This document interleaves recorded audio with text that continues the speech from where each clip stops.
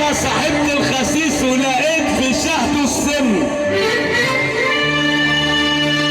وامنت ان الرخيص لو لحظه سبته يزن. عرفت ان الحسين سلام حتميل وراك حيلم،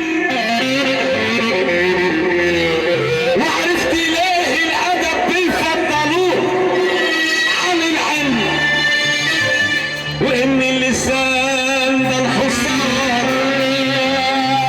وبيه هتبقى مهم، مش بالكتب والقلم ولا كتر مال يا عم. اسمع نصيحة صريحة،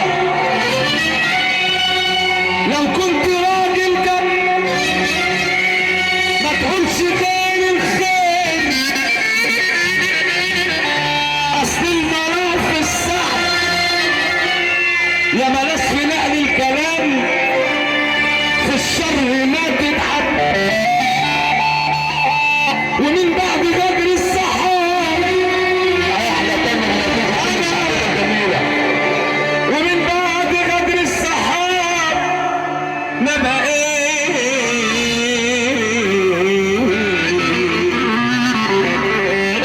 ما بقتش صاحي الصحاب في اجازه، ما تسألنيش لماذا، انا من اللي شفته منهم خلاص ملهمش عازة. الصحاب ما تسألنيش لماذا، انا من اللي شفته منهم غلط.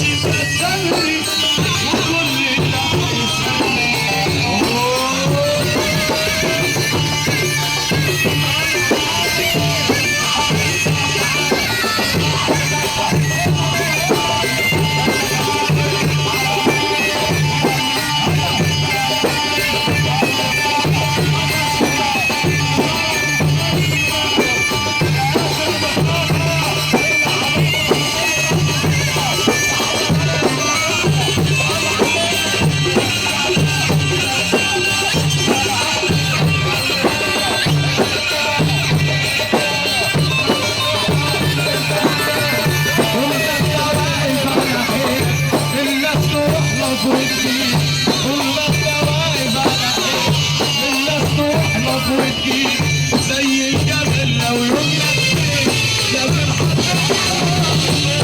مدحور في وشي عايش وملحي مضمر، يا مدحور في وشي عايش وملحي مضمر، يحرم عليا ما هو ماشي ومضمر